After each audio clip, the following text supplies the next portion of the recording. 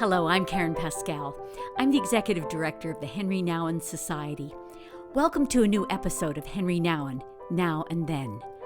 Our goal at the Henri Nouwen Society is to extend the rich spiritual legacy of Henri Nouwen to audiences around the world.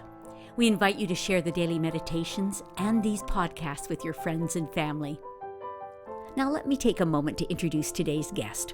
I always enjoy interviewing people who were students of Henri Nouwen, people whose lives and subsequent work were impacted by their time spent with Henri Nouwen. Bob Massie certainly fills that bill. An award-winning author and activist, Bob is an experienced and effective leader on climate change, corporate power, and social justice in America. I'd like you to meet Bob Massie. Bob Massie, you've had such an interesting background. You studied history at Princeton, then you went to Yale Divinity School to explore faith, and then you went to Harvard to get a degree in business. How did this rich and varied background come together? How did you find the unique path God has had for your life?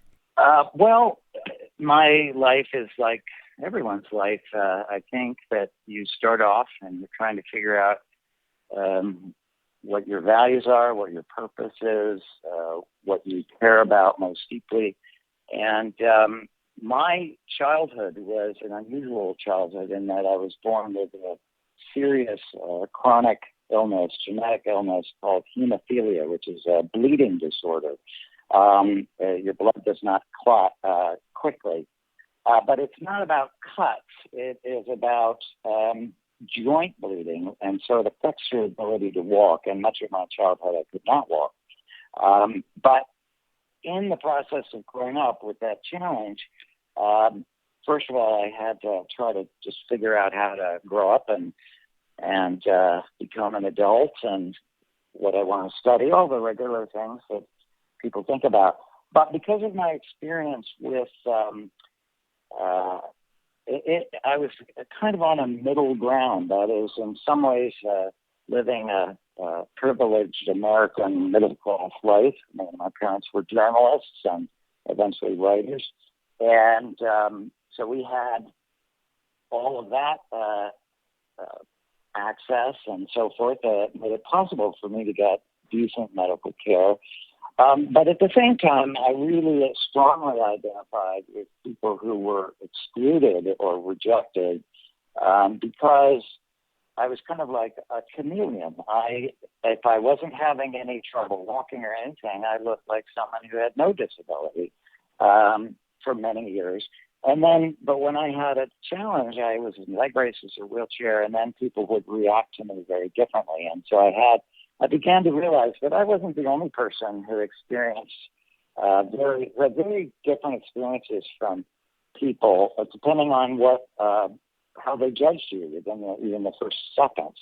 So that kind of double life of, on the one hand, fitting in sometimes, and then on the other hand, being rejected quite decisively, and other times, I think gradually brought me to think about that as a much more universal and deeply spiritual challenge. How do you live in a life?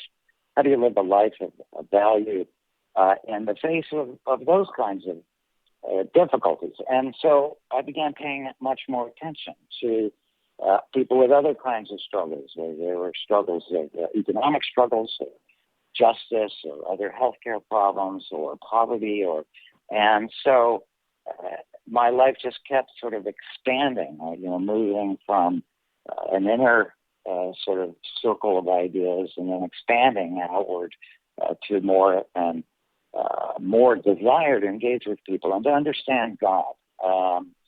So that was, and so all of these things are happening at the same time. And then in my, as a teenager in college, this hunger for God, this desire to understand why we're here and how we can, as I gradually changed, how we can serve, how we can support each other. This was a big jumble of thoughts in my head that I started, fairly young, 12, 13, 14, And by the time I was in college, these were becoming even more important to me and began to guide what I wanted to learn and where I wanted to contribute.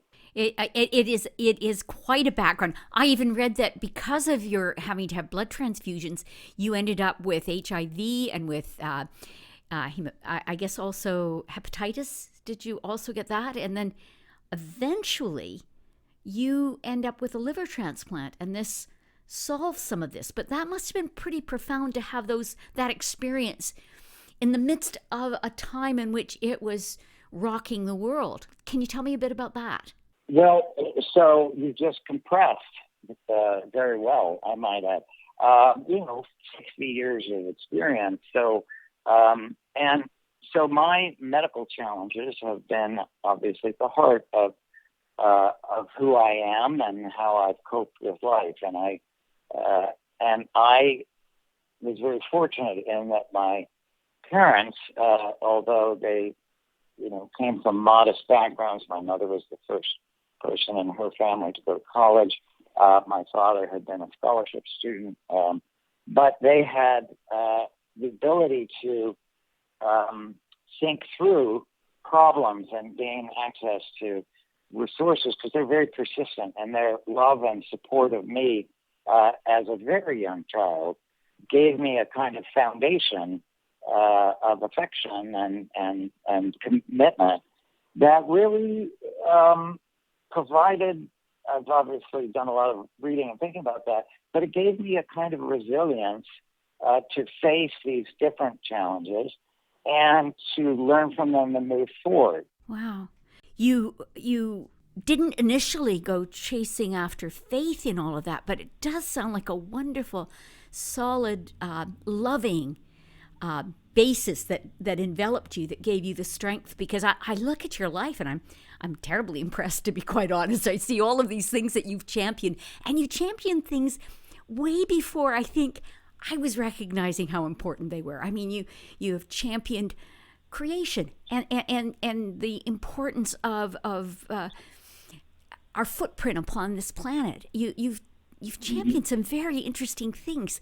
I was moved by how that's all come together with you. But maybe we should go back a little bit. I want to go back into, how did Henri Nouwen show up in your life? When did that happen? and what difference did that man make?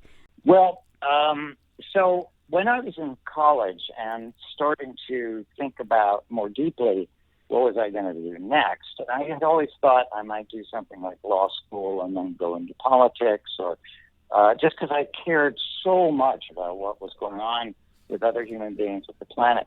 But I began to feel a tug away from law school and so forth, and I was wondering, what's the purpose of life? What's the meaning of life? Anyway, I was talking to a chaplain at my college, and he gave me a book, which I looked through, and it was sort of an odd book. There's a lot of photographs and very open about its faith, and I took it and skimmed it and forgot about it. But I had a kind of conversion or reconversion experience between my junior and senior year and in college, and decided to go to divinity school. And when I got to Yale Divinity School, which I had learned about from a young pastor I'd met many years before, I showed up and we did a retreat before the first weeks of class. And at one point I found myself, the new students had swum out to this rock, and this sort of odd fellow also swam out. And so I'm sitting there in my bathing suit, and he's sitting there in his bathing suit, and we're singing songs and hymns, and I'm wondering, who is this guy? I didn't learn it took me a long time to figure out who he was. I eventually figured out he was on the faculty because he was about 25 years older than me. And I realized that he was a Catholic priest. I'd never really gotten to know Catholic priests, although I had done some things within Catholicism.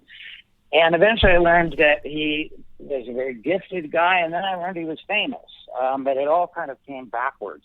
And so I was very drawn, as so many people have been, to him and to the quality of his faith, the depth of his faith, the the intimacy of his faith in so many ways. And so I began going. At that time, there was a Eucharist every day at 5 o'clock in a tiny little chapel that was called the Crypt, if I remember correctly, at Yale Divinity School. And I began showing up, and there would be 10 or 15 people. And Henry led this every day. And so I just would go and listen to him preach. But as I listened to him preach, all the qualities that people have come to know about Henry began to show themselves right in front of me. And I was deeply moved by what I sensed was a different kind of faith than I had been used to. I still thought church is a place you went and sat in a pew and listened to people say things that they then didn't do. So the hypocrisy of the church had annoyed me as a young man. But this man spoke in a very heartfelt way. And so that's how I began to know him. And then over many years, I took some of his courses. I was a research student for him. I helped edit his book on going to Latin America as a summer job. I did many things, and he became increasingly a close personal friend, and sort of it went from there. And I was very fortunate that we gradually got to know each other at some depth, and he just became part of my life, my personal life, as opposed to academic life. And it's in that way, over about 20 years, that I had the chance to learn from him and share my ideas and see what he thought of others. So it emerged kind of organically from all of our encounters over those years. I loved reading. You wrote a chapter in the book, Befriending Life, Encounters with Henri Nouwen, and you wrote a chapter. In fact, I think it might even be the very first one in the book. And it's called God's Restless Servant, and I loved reading it. It was very moving. I'd encourage people to get this book because it's kind of insights into Henry through the eyes of those who knew him as a friend. And I think that's probably one of the first things that became really evident for his students, that he was quite prepared to be a friend, to be open, to be available, to somehow be a part of their life. But for me, as I was reading what you were writing, what I found in it was, I got the feeling that somehow by the way he was living and teaching, that he was teaching you how to be a follower of Christ. Do you recall in a way how that came alive to you through Henry? Yeah, I think, one of the lessons that Christians need to review every day and reinforce and support in each other is the message of the gospel that we are forgiven, that we live a life of grace due to the love and commitment of God in Christ as the form in which God manifested himself, herself in life in our human history. So I had grown up with essentially a heresy that dominates the church, which is that God loves you if you do well. And so just like if you took an exam, you got a good grade, you did well. And so the love of God was conditional on us being good little students or good little people. And what occurred to what hit me was that no, the love of God is not conditional on our behavior. It is free, a free gift.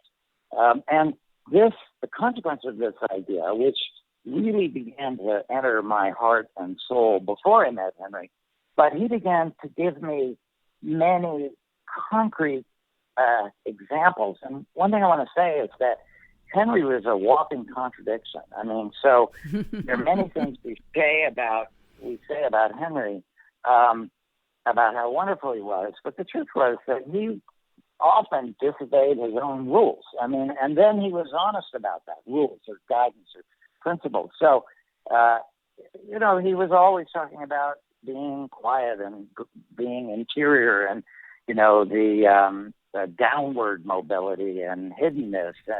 And yet, every time I turned around, he was in front of some crowd of 400 people and traveling to 3 cities in 2 days. And similarly, he talked about being a friend, but sometimes he was a crappy friend. I mean, he just sort of got distracted or fell off the radar, and then he would suddenly reappear. So I think what was fascinating for me and for so many of you is that in his honesty, in his restlessness, as you referred to, he was constantly reflecting on his failures and his incapacity.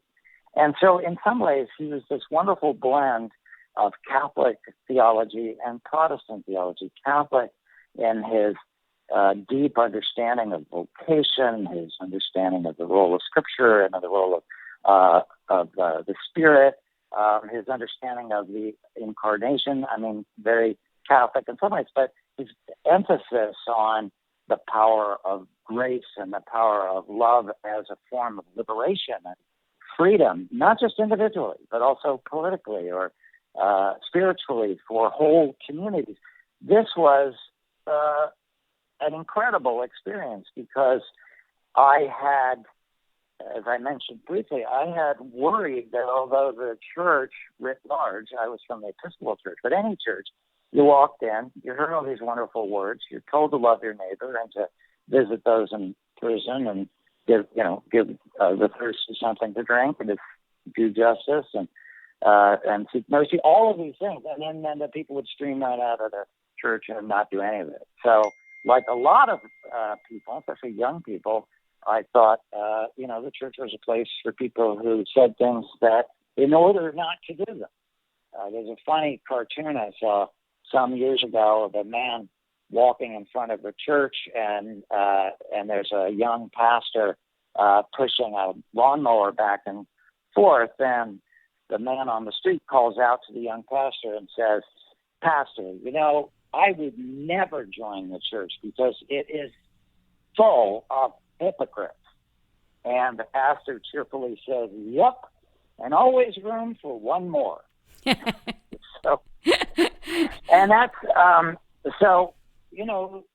I got over the sense that the church was about, or God was about, the big school teacher in the sky or the moralist or the this and that, to something much more radical, which is that we've been given the gift of life and we've been brought into community with each other and we've been given freedom of choice and we've been given freedom from judgment in very profound ways.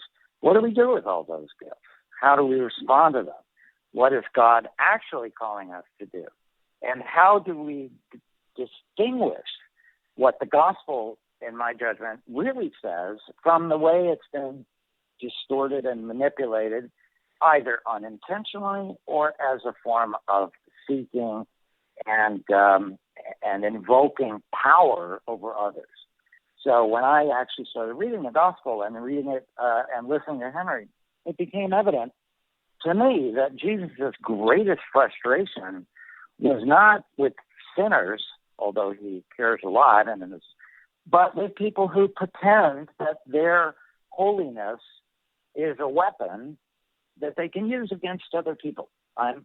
Like the Pharisee and the tax collector, and many other examples. So for me, it was the radical nature of addressing, of giving us the strength and the freedom that the gospel offers, so that then we can answer God's call to about justice and mercy. So it answered the problem that I thought it was ignoring, and I began to feel that people, especially me, really had very little understanding of this. I had a kind of loose cultural understanding of what Christianity was. It wasn't very attractive.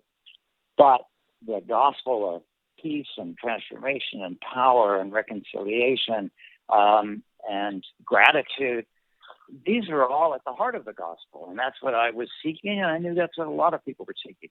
But Henry had thought about this and lived it for many more years than I did. So he became a natural teacher in every way, in the way he acted, in the way he succeeded, in the way he failed, in his humanity, which included amazing gifts of compassion and some, very normal human irritating qualities that showed that he was not setting himself up on a pedestal far above all of us and, exercising judgment on us in God's name. That was the opposite of what he believed. So anyway, I hope that, so his theology, his personality, his gifts captured me where I was at that moment, and also gave me a feeling that I didn't need to become someone else, that God had given me a set of gifts and challenges, and that I could respond to God's call, not by trying to become something that wasn't real anyway, but being most genuinely living a life of love and forgiveness. Now, I fail at it all the time. I'm terrible at it. But Henri helped me see the freedom that we have to go ahead and live the life for which we were intended. Well, it's interesting because, just in kind of rereading your story that you wrote in Befriending Life, I could hear that there were moments that he brought encouragement into your life to go forward. And it is interesting, isn't it? I bet he was the first Catholic priest that you were kind of interacting with, because I know, for example, I guess he and Margaret Farley were the first Catholics to come onto the onto the teaching staff of Yale. And it was interesting because there was a wonderful bigness in him and a great inclusion. And I'm sure that they were bringing together those gifts of contemplation and action were part of what I think was passed on to you. Absolutely. I mean, at some time now or in the future, I'd love to hear your own faith journey and how Henri played a role in that. I think he, like Jesus, taught both through his strength and through his fragility, and that's where the concepts like being a wounded healer and the things or the ideas in his book, Reaching Out. By the way, Reaching Out was the book that the chaplain in college had handed me. Wow. And I came upon it later, and I thought, wait a minute, this book that someone gave to me was written by this man who's now a friend of mine, but I didn't make the connection until I found the book. So anyway. Well, I found it so interesting when I was reading your story to realize there came a moment, and this seemed to me to be like a pivotal moment for you when you were thinking about going into politics and really wondering whether this was a temptation or a calling. Right. And you called on Henri for that. By the way, our audience is probably most of us know Henri through his books. We've not had the privilege of knowing him as a teacher in the way that you have. But it's insightful because I think as we read the books, we discover there's a person who's being very, very honest about not just everything that's working for him, but also everything that's not working. And I think people tend to read Henri and go, me too. Somebody has just read what's really going on the inside of my life. But take me back to that moment. You gave Henri a call, as I recall, when you were contemplating about whether to go into politics. How did he speak into your life at that moment? Well, I will tell you that story. I just want to give you a little of the context. So, I'd gone to, first of all, I had gone to Yale Divinity School because I had known of various people who had done joint degrees, like a joint law and divinity degree. And there are a number of people who had been in politics who did that. And so my thought was, well, I feel this, I'm drawn to these different worlds, and I've been really pretty much taught that you're not allowed to do that, particularly as a white preacher. Black clergy play an even bigger role in their communities because so many other forms of African-American leadership were denied. But in the white churches, you're supposed to sit off in a corner and talk about the future or something abstract and not get involved with the injustices and the suffering and the outrages that we're surrounded by and that are preventable. So I was torn between that. So I went to Yale Divinity School, not at all sure that I wanted to be ordained or anything like that. And also not sure that law was the right place because I was really interested in the economy, that is the stark differences between the poor and the rich, and the corruption of our hearts that can happen when we become entangled in problems of wealth and so forth. So I was very interested in all of that. And I went through divinity school, sort of choosing courses with the mind of, first of all, trying to answer a question of calling. Do I want to be a parish minister and, strive for some kind of leadership within the administration of the church, or who knows, or not? What was I even doing? And Henry was very sympathetic to that, and it's one of the reasons that he invited me to edit this book, Restless, which was about confronting poverty in Latin America in the 80s. And so he tried to support me and encourage me, and he told me not to worry too much about the ordination questions or whatever. But as I got, I graduated from divinity school, and eventually I was ordained. And but I took a year and worked in Washington for a while for Ralph Nader. And so I got to look at issues of corporate power, or the economic structures that aren't working very well for a lot of people. And so it was in that context I had moved to Massachusetts a couple of years before with my wife, and I had been pastor, and I had decided, and it's such a strange thing, but I decided to go to Harvard Business School because I was tired of people telling me that I didn't know anything about economics or business, and therefore I couldn't really comment on them. And I got into HBS with a full scholarship, and I thought, well, all right, sort of be careful what you wish for. And after that, after I completed my doctorate, I was invited to teach at Harvard Divinity School, where I taught on these crossover courses. So I taught about apartheid in South Africa. I taught about conflict and conflict resolution. I taught a course at the time called The Church, Economic Power, and Social Change. And as I was going through all of this, there was always the question, do I go and become an academic, or do I go and serve a church, or what do I do? Anyway, from that context, which was some years after I'd completed Yale Divinity School, I felt this, and I had spent most of 6 months in South Africa as a Fulbright scholar with my wife and 2 little boys. And that was the period when South Africa was going through an enormous set of changes, rewriting its constitution, and I was there, and I was there to, first of all, write my senior thesis, my doctoral thesis, and then I eventually started working on a very long book on the same topic, on U.S. and South Africa, which had many moral questions, many political questions, and economic questions. In fact, I used to joke, my family used to joke, they'd say, this is Bob's book about everything. And it's true, my book about everything.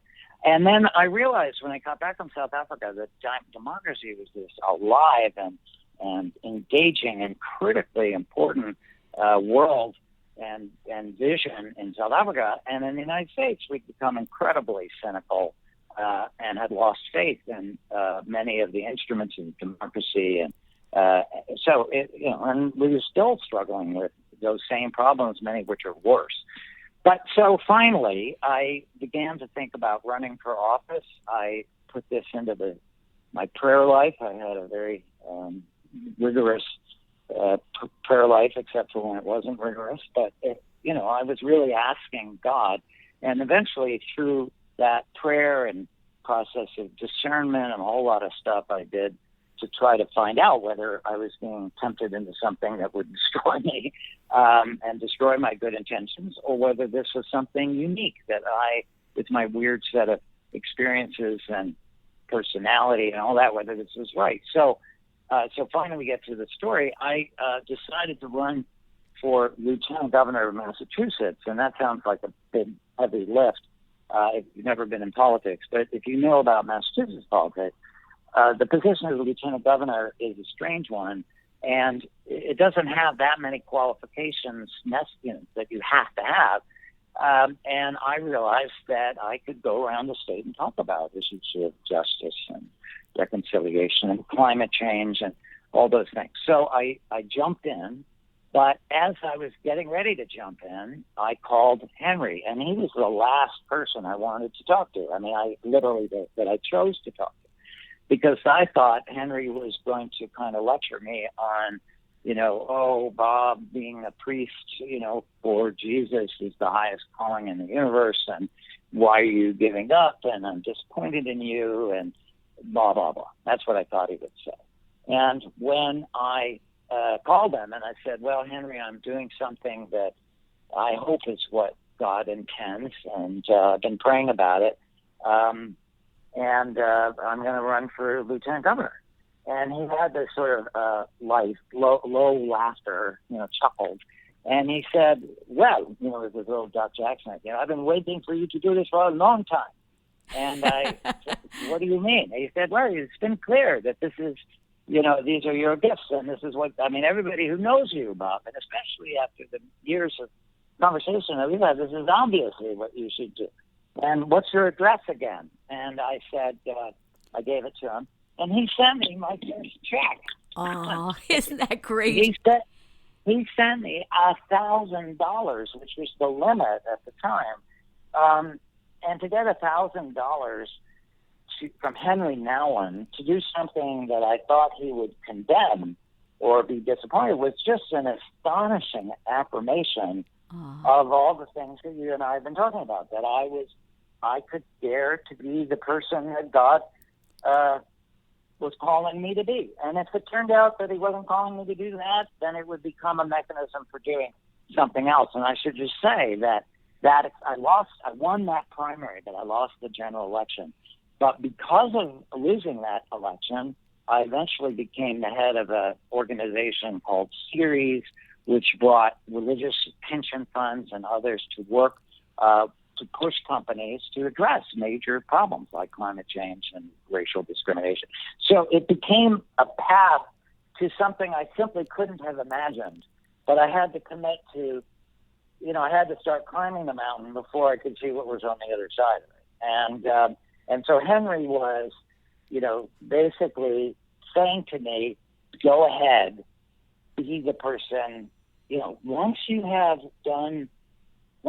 asked God as honestly and openly and persistently as you can, what is it, what should I be doing? My actual prayer in all of these times was, Lord, I wish to serve you. What should I do? And I actually experienced, I wouldn't say like a voice, but I began to experience a sensation of a response, which was a very simple one, which was then do this, meaning, well, if you're so interested in serving, I've given you all these, I've given you a toolkit, get out there and get busy.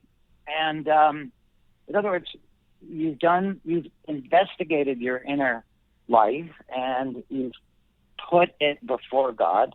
And if it turns out to all be a big mistake, so what? You're still forgiven. You can find other ways to serve.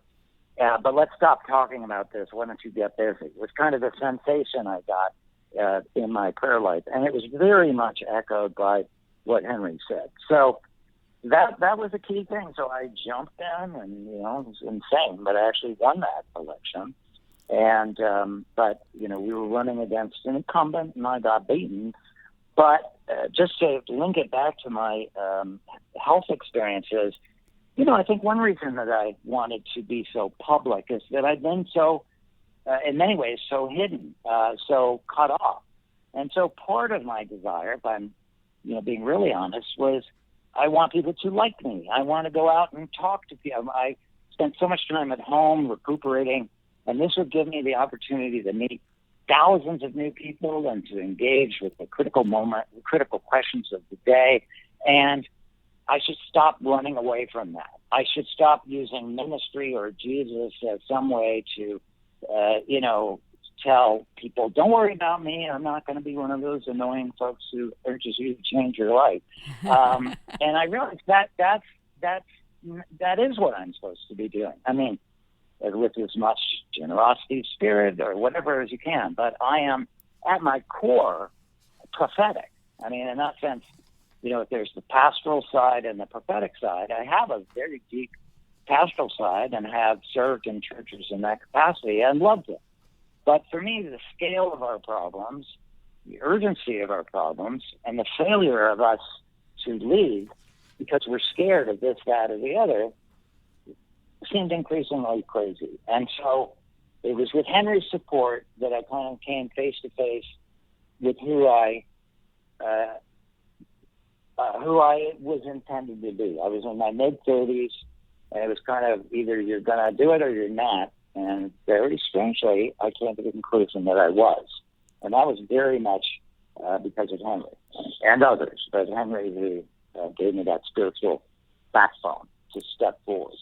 There's something very empowering about the reality we're all so uniquely made.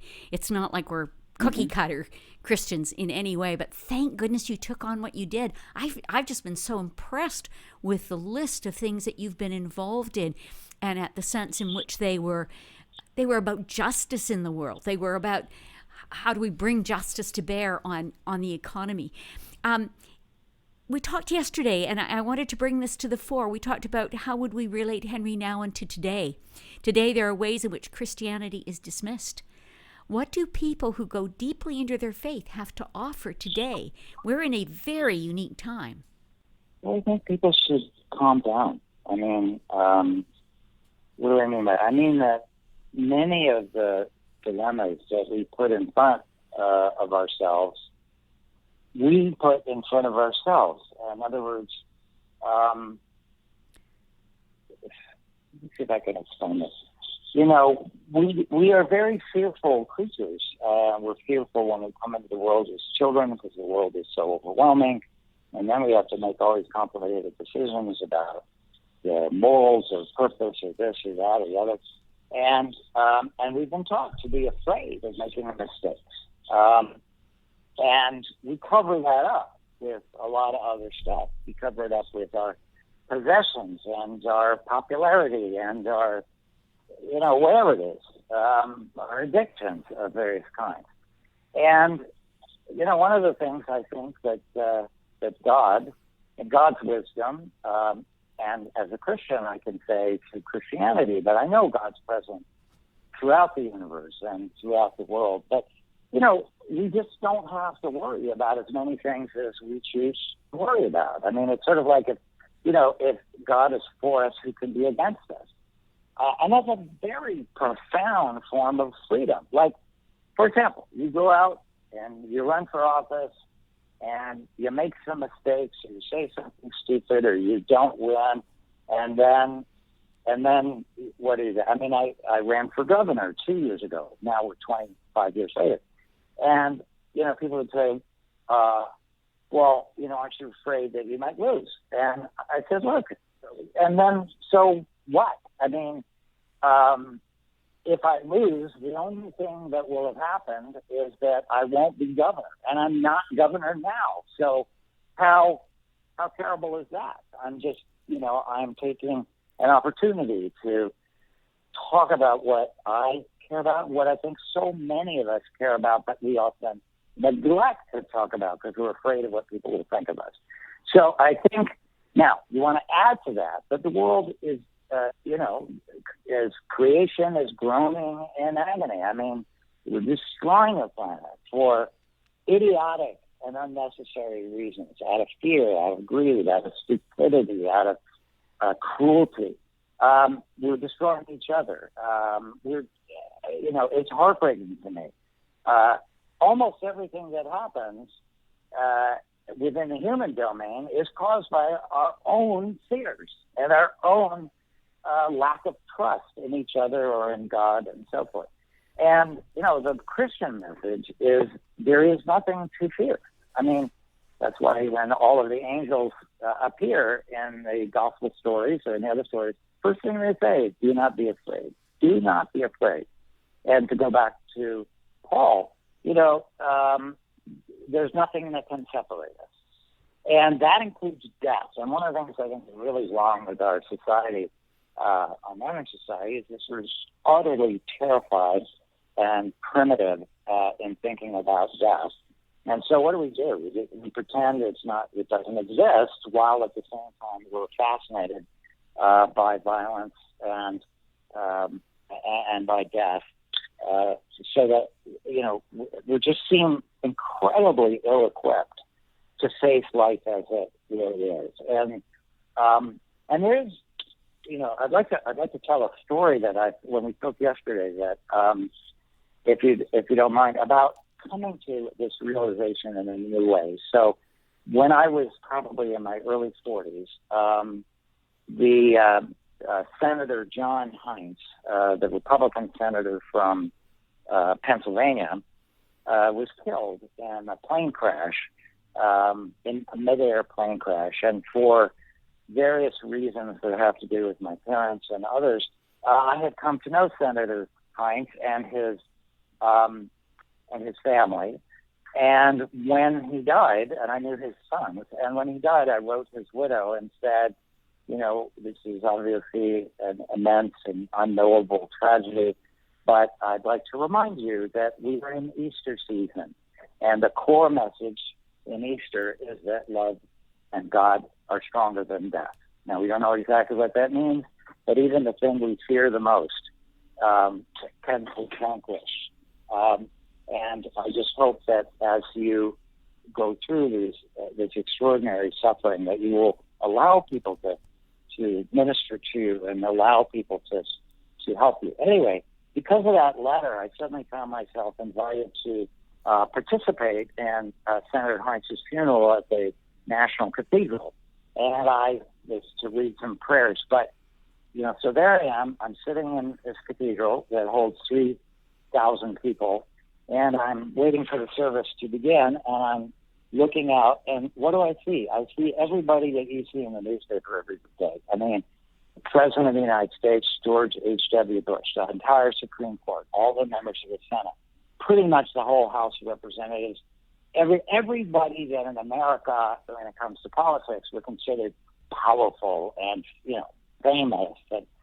And at the beginning, I thought, well, look at all this power. It's amazing. But as the service unfolded, and you heard the opening words, I am the resurrection and the life, and you looked at the faces of all these famous people, including, I'm just 15 feet from the president, and former presidents and others, I realized that they were kind of lost. I mean, this extraordinary man, handsome and wealthy, and I didn't share all of his politics. He was a good man. He had suddenly been ripped out of our universe and disappeared. And they had nothing to hang on to. They just looked like terrified people who could not handle how immense this was. And so it was a kind of shift, if you can imagine one of those balances. The power of the world was present at the beginning, but over time it diminished into a small, skittish little group of people, and the majesty and power of the affirmation of God's nature as creator, as redeemer, as sustainer became evident right there, at least in front of my eyes. And I realized, you can be anything you want. You can have any title in front of your name you want, and you can exercise. But in the end, we're mortal and we're broken, and we need to be freed from those fears. And that recognition has never left me. It's very much consistent with the kind of things that Henri talked about experiencing. But, in the end, we're talking about something so much more infinitely vast and powerful and healing than what we're familiar with, that it offers a huge restorative power, not just for individuals, but that we can share, that we can, bear one another's burdens and so fulfill the law of Christ. And that's one of the core things. So that's an example of, experiencing the reality, power, and strength of the gospel in real human life. that we go sailing by on TV, and I watch silly stuff on my computer. I mean, you go sailing by all that stuff, but the reality of life is filled with a dignity and beauty and strength that we neglect to recognize, or that we don't know how to recognize. Anyway, you've got me up in the pulpit now. Preach it, brother. My goodness.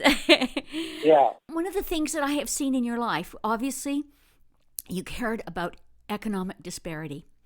And we are living in a very interesting moment with a protest that's not just captured America, but captured the world. A response to a death that was visible to all and unjust. And we have been in the habit of policing poverty rather than problem solving it. What can you say to this time that we're going through? And what would you say to those people that are on the street and protesting? And I hope it's not going to pass. I hope it's not a moment. I hope it's really the beginning of a new era. Well, the first thing I would say is be not afraid.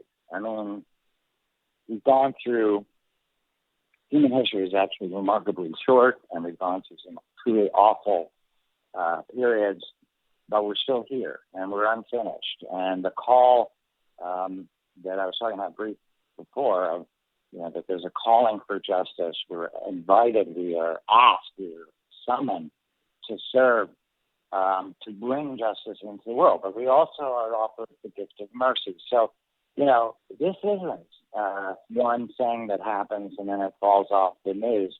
These are eternal problems, and you can find them in Hebrew scripture. You can find them, and so yes, we are now in the middle of not an entertainment culture or a greed culture. We have to focus on a justice culture, and people have not been willing to do that. And in fact, we've spent an enormous amount of time constructing arguments why everything that is the way it should be. A lot of economics is simply justifying inequality. And, that's shocking, but we do it. So, but every now and then, and my wife uses the term, we face a reckoning, where you suddenly all of those words and excuses and all that stuff falls away, and we get to see in kind of naked clarity what is it that we're actually saying and doing. And the answer is not enough. And in fact, the outrage that people are feeling is not only legitimate, it's long overdue. However, you expressed a concern that it could all get shoved back under the rug or under the bed and forgotten. And obviously that's what a lot of people would like to happen, is to have it all go away, or to pretend that this is all somebody else's mistake, or, whatever. But I would say that this reckoning and this moment of calling is, what are we going to do individually?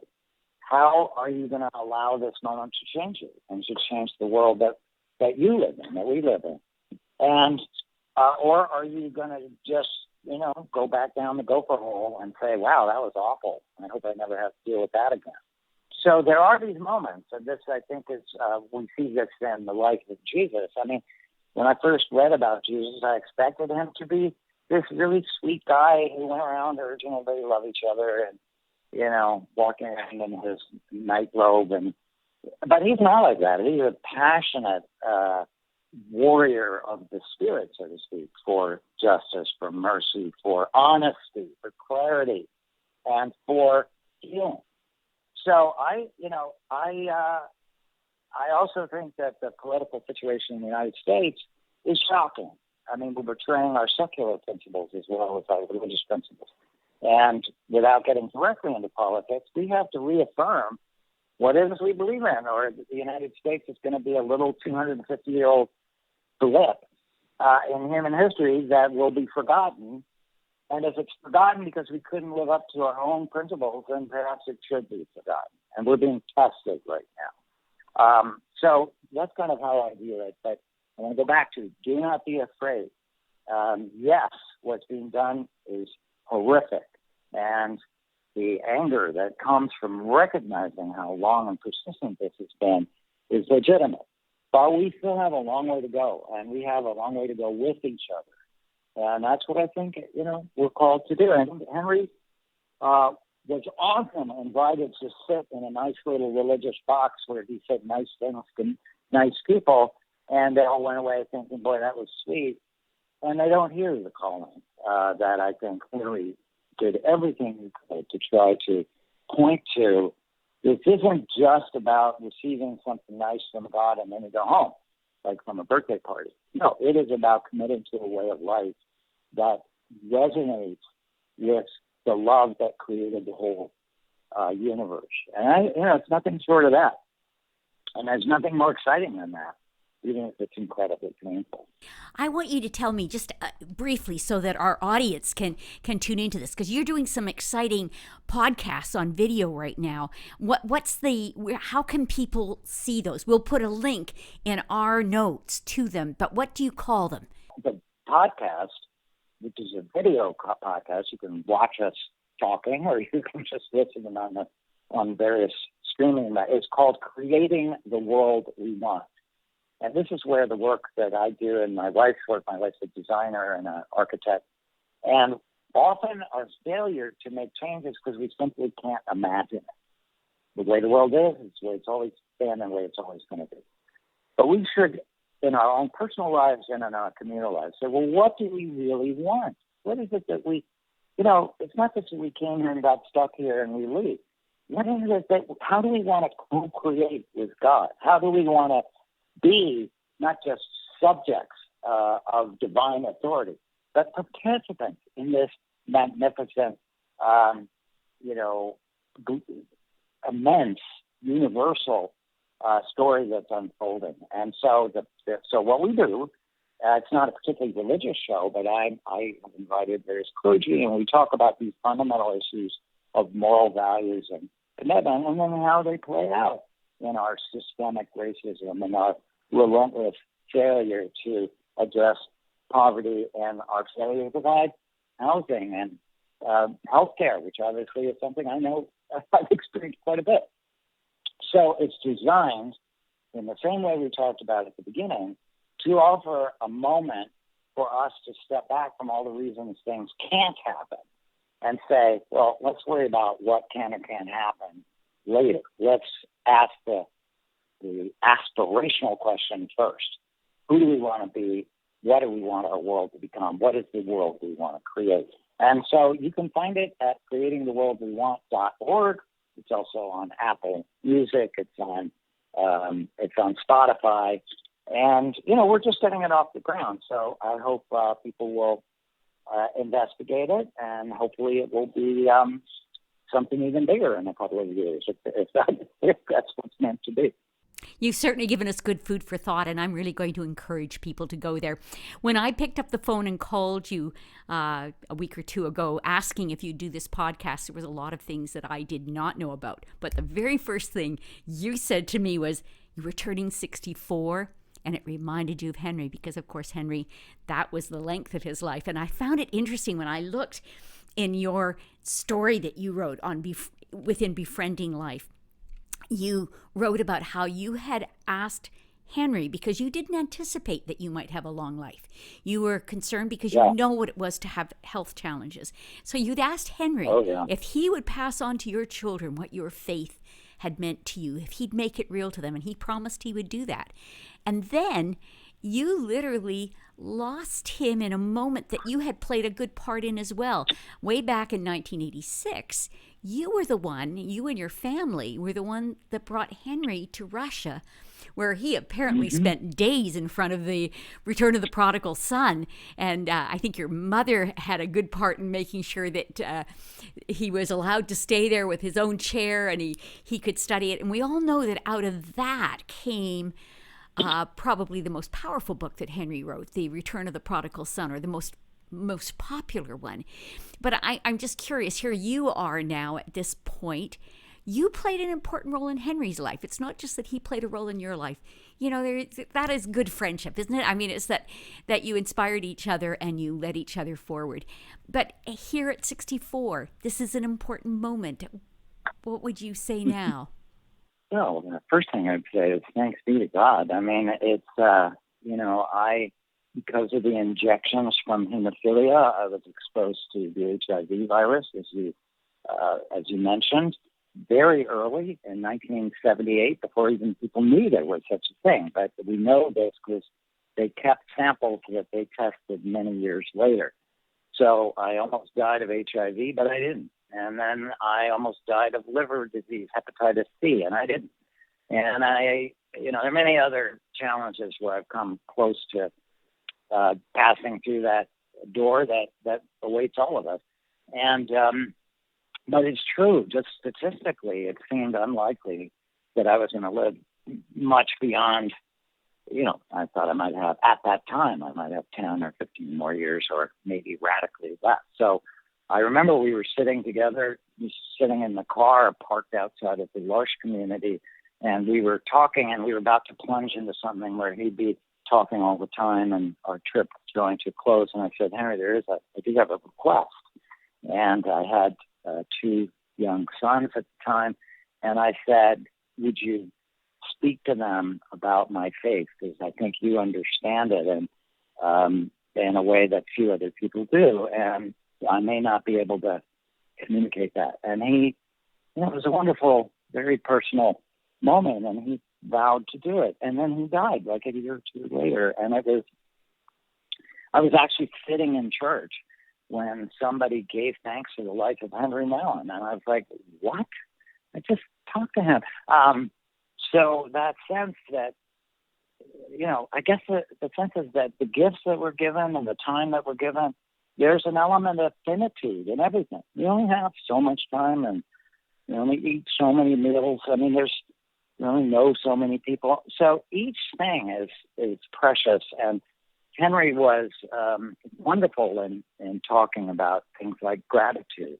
And a lot of what he said about gratitude is about maintaining a sense of surprise in the world that we live in, being able to see through, we often talked about, you have eyes that you do not see and ears that you do not hear.